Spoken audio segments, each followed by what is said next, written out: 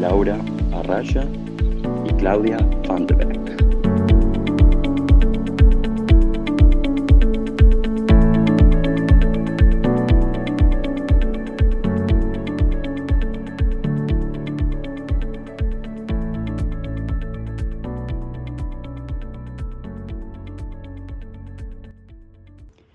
Muy buenos días a todas las personas que siempre están conectadas con nosotros a través de nuestro podcast semanal.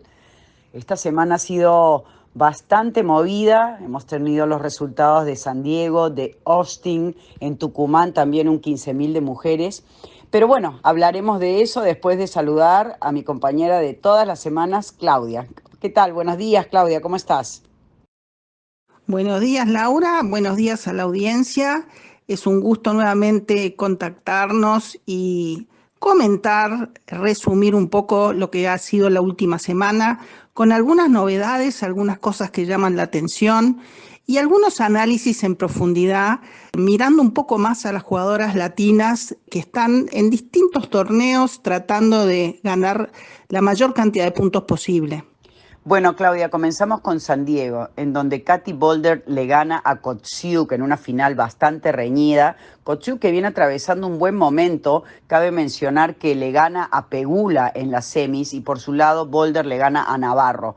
Un buen partido, un buen torneo para Boulder que agarra muchísima confianza ahora para enfrentar este nuevo desafío en Indian Wells que comienza ya esta semana, por mediados de semana prácticamente. Por el lado del dobles, Melichar, Martínez y Pérez le ganan a Pegula y Kravcicek. Ay, ahí sí me agarran con el apellido, pero un partido bastante fácil para ella, fue 6-1, 6-2. Y por el lado de Argentina se jugó el 15.000 en Tucumán, en donde aún no pueden jugar la final de singles. Está la hija de Rosana de los Ríos, recordemos que fue una gran tenista paraguaya, está jugando la final el día de hoy. Seguramente parece que hubo bastante lluvia, con Melis, la italiana. Pero sí, en el lado del doble, sí terminó. Y Justina González de Argentina y Camila Romero de Ecuador le ganan a Ceballos y Candiotti. 10-8 en el tercer set, en ese super tiebreak que siempre digo que es durísimo. Qué interesante, Laura, que la hija de Rosana, que recuerdo que la conocí de muy chiquitita, porque mientras todavía jugaba Rosana en los torneos WTA, yo entrenaba jugadoras alemanas y ella viajaba con su hijita y ya la ponía en la cancha, ya tenía peloteos con Arantxa Sánchez, o sea, creció en un ambiente deportivo 100%, donde jugaba con la madre y con otras tenistas, era la mimada de las chiquitas, y el padre futbolista, o sea que ahí se viene una tenista con perspectivas de hacer las cosas bien, creo. Bueno, en Austin, Texas, el WTA de 250 lo gana Yuan, una china, a otra china, Wang, 6-4-7-6. Después en dobles lo ganan Gadecki y Nichols de Nueva Zelanda y de Gran Bretaña respectivamente en 2 sets. Ahí en Austin hemos visto que había una legioncita tratando de conquistar los puntos. Riera, Sarasúa, Capurro y Osorio han estado ahí y Osorio es la única que ha podido ganar una ronda. Perdió en 2 sets con Kalinina, que ha sido semifinalista, 6-1, 6-2. Y después Riera perdió en primera ronda con Sebastova en 2 sets, Sarasúa pierde con Volinets de Estados Unidos en 2 sets y Capurro pierde en primera ronda de quali contra una americana en 2 sets. Es muy bueno que hayan ido a Austin al WTA 250 porque hay que ir a esos torneos y todas las posibilidades hay que tratar de tomarlas. Sí, coincido contigo. Estos torneos hay que ir a jugarlos, aunque sean las quali, y nunca se sabe qué es lo que puede pasar. Puedes tener una excelente semana, entrar y acceder al main draw. Pero bueno, esta semana ya comenzó la clasificación del gran torneo de Indian Wells. Hay 6 sudamericanas presentes. También tenemos a la mexicana Sarasúa, siempre la mencionamos y que está atravesando un buen momento, pero lamentablemente Riera, Sarasúa y Carlé pierden en la primera vuelta de la quali en Indian Wells. Carlé entra entre las primeras 100 mejores del ranking por primera vez, en el ranking WTA, y el día de hoy estará jugando Pigosi con Osorio, un partido netamente latino, veremos quién gana, Arango con Andreeva y Podoroska con Gadecki. Así que tendremos información al respecto vamos a mirar durante la semana cómo les va, y ya el próximo lunes tendremos algunos resultados. Cabe mencionar también que Raducanu, Pliskova, Badosa son las que reciben wildcard para este gran torneo de Indian Wells, y también arranca el torneo de 15.000 en Córdoba, Argentina. Comienza lentamente la época donde también hay más torneos. Ya las jugadoras pasaron el periodo de la pretemporada ya adaptadas, cada una buscando estar lo mejor posible ya las próximas semanas. Y recordaba recién un poco cuando mencionaste a Rosana de los Ríos, para un poco homenajearla un poquitito en este podcast dedicado bastante a las latinas. Rosana fue número 1 en junior, paraguaya, estuvo muchos años dentro de las top 100. Era muy difícil enfrentarla, en más de una oportunidad he estado con jugadoras viendo partidos de ella cuando ella estaba en el circuito WTA. Realmente ha sido abanderada de Sudamérica un muy buen tiempo y paraguaya. Quería enfatizar esto, y ahora la hija tratando de meterse en el circuito. Y después felicitaciones Lourdes Carlé. Top 100 es tremendo logro y realmente un paso muy importante. Después quería hacerte alguna preguntita, Laura, como lo venimos haciendo. 31 Grand Slam no es poco, o sea que tenés experiencia de sobra para compartir un poquito. Quería preguntarte si has trabajado con un psicólogo. Te soy bien honesta, Claudia, no, solamente fui a una psicóloga deportiva por 2 sesiones, pero temas que no eran realmente relacionadas con carrera tenística, era un poco más porque estaba muy nerviosa, ya que había firmado un contrato muy grande con una firma japonesa y tenía pues que ir a Japón, ¿no? Entonces estaba un poco tensa en eso, pero 2 sesiones nomás. No tuve oportunidad, no se usaba, digamos, tanto, no existía tanta información por ese lado, por la tendencia de la psicología deportiva.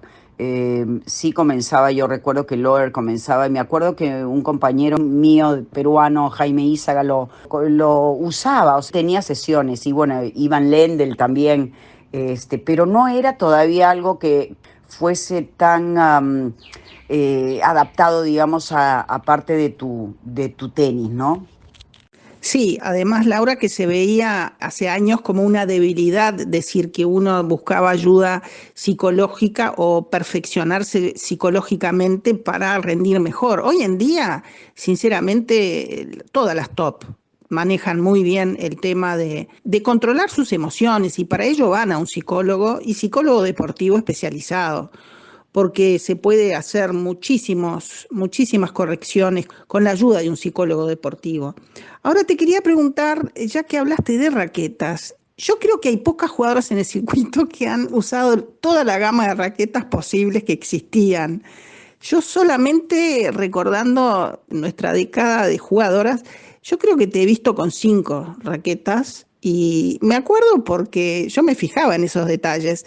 Cuando elegías raqueta, ¿en qué le prestabas atención y qué tiempo le dedicabas para decir, con esta raqueta voy a jugar o me siento muy bien?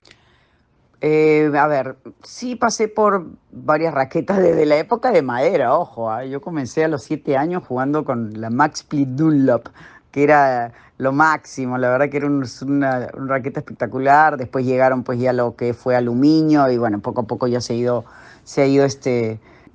evolucionando, ¿no? Evolucionando el tema de las raquetas, y ahora hay tantas para escoger. Porque antes cada gama tenía pues 2, 3 diferentes estilos de raqueta. Ahora la verdad que escoger una raqueta no es tan fácil, ¿no? En el caso mío, la verdad que yo era bastante práctica. Jugaba, de repente tenía 2 o 3 raquetas que podía probar, si me sentía bien desde un primer comienzo, la verdad que seguía e insistía. No le daba tanta importancia porque tampoco había tanta información como es ahora, ¿no? Las raquetas, la tecnología de las raquetas es abismal, o sea, es un mundo increíble que ya tendremos oportunidad de hablar sobre esto. Sé que me estoy explayando un poco en esta respuesta, pero es importante comentarlo, ¿no? Yo, la verdad que, como te digo, ¿no? Jugaba poco porque tampoco me quería, pues lo que hablamos, criollamente, atrapar con el tema de la raqueta, ¿no? Si no me gustaba desde un principio, la descartaba y agarraba la siguiente, ¿no? Tampoco era que tenía un montón, ojo, ¿eh? Pero tenía de repente para probar 2 o 3, quizás de diferentes marcas o también de la misma gama de raquetas, ¿no? Y en el tema del kinesiólogo o masajista o osteópata, te voy a hacer dos preguntas en una. ¿Ibas a algún osteópata que te acomodara los huesos después de sentir algún dolor o sentir que tenías corridas las vértebras? El masajista, ¿cómo resolvías ese tema? Porque jugabas todo el año y durante muchos años. ¿Tenías alguno de confianza que ibas en el lugar que vivías o era más bien en los torneos que había algunos buenos fisioterapeutas también, ¿no? Que ahora hoy en día es más el tema del osteópata, ¿no? Y del kinesiólogo. Y después ya te pregunto también, nutricionista, ¿seguías algún librito de qué era lo mejor para ti, para estar en forma y para rendir lo mejor posible, comiendo lo mejor posible? Mira, lo que te puedo decir es de que tuve la suerte de poder estar entre las mejores del mundo y en los torneos grandes siempre teníamos semana tras semana a fantásticas fisioterapeutas que no solamente nos apoyaban con masajes, con vendajes, con rehabilitación en los torneos. Lo bueno es que siempre, semana tras semana, eran las mismas, o sea que ya nos conocíamos. Y cuando venía acá a Lima, a Perú, sí, de vez en cuando tenía alguna sesión como para que me acomoden un poco, pero gracias a Dios tuve una muy buena carrera en cuanto a lesiones. No tuve lesiones. Si me lesioné de alguna manera fue porque, qué sé yo, de repente pisé mal y me doblé un poco el tobillo, o en algún momento un pequeño esfuerzo y tuve algún dolor no muy grande en la espalda, pero lesiones que tuve que dejar de jugar, no tuve. Y en cuanto a nutricionista, sí tenía yo, ¿no? Leía un poco, tenía algo de información, pero ojo que así como la parte psicológica, la parte nutricional no estaba todavía tan desarrollada en la parte deportiva. Las típicas dietas eran para bajar de peso, no tanto para tener una buena alimentación para los torneos. Y lo mismo en la parte de psicología, no existían muchos los psicólogos de deporte, así que creo que eso ha sido un avance muy grande. Quería aprovechar también a que nos comentes, Claudia, un poquito sobre, bueno, lo que es la comunicación no verbal y su influencia en el rendimiento, que creo que es muy, muy importante. Qué interesante, Laura, tus anécdotas de cuando estabas en el circuito. Hoy en día sí, todo cambió y sigue cambiando, porque todos los años hay cosas que cambian. Y lo que se está estudiando cada vez más, y si observamos la comunicación no verbal de las jugadoras y de los jugadores, ha ido cambiando también en los últimos 10 años, que no se miran tanto a los contrarios entre los puntos. Es bastante neutro lo que se expresa, o positivo o neutro, y pocos jugadores hacen notar que están nerviosos o que están con bronca o están decepcionados porque aprenden a manejar esa comunicación no verbal. Y hubo un estudio muy interesante de la Universidad de Valencia donde se ha estudiado en detalle cómo influye lo que uno muestra hacia afuera del cuerpo en los contrarios. Y la incidencia también hasta en los resultados. Se han estudiado 40 jugadores de ATP, cómo han manejado después de los puntos expresar si era algo neutro, si eran sumisos, si eran más dominantes en cuanto a su expresión. Y en primer lugar se llegó a la conclusión que había más cantidad de sumisos que de dominantes. Eso por un lado ya. Y que también que los dominantes, los que expresaban más confianza, caminaban más erguidos, mostraban estar más confiados, esos también tenían más chance de ganar puntos y a la larga también se estudió que ganaban más puntos. Los resultados de ese estudio muestran cómo el tipo de comportamiento no verbal que tiene el jugador influye en el rendimiento posterior de este. Tras un comportamiento no verbal dominante, las probabilidades de obtener un mejor rendimiento en el punto siguiente son mayores que si el comportamiento no verbal es sumiso. Eso es algo que se ha llegado a la conclusión, se ha estudiado en detalle y eso también lo trabajan las mejores jugadoras y es algo que Loehr fue uno de los primeros que en la rutina entre punto y punto enseñó cómo tratar de corregir eso, que ya hemos hablado en un podcast anterior de esto, en esos 15, 20 segundos, que creemos una rutina, que la sigamos y que rápidamente cambiemos los pensamientos negativos, especialmente si perdimos el punto. Hay técnicas para eso, distintas técnicas. Los psicólogos deportivos saben manejar y saben entrenar eso con los jugadores y eso creo que es un aporte positivo, interesante para las jugadoras, para que lo tengan en cuenta porque es otra partecita más que pueden mejorar para optimizar su rendimiento.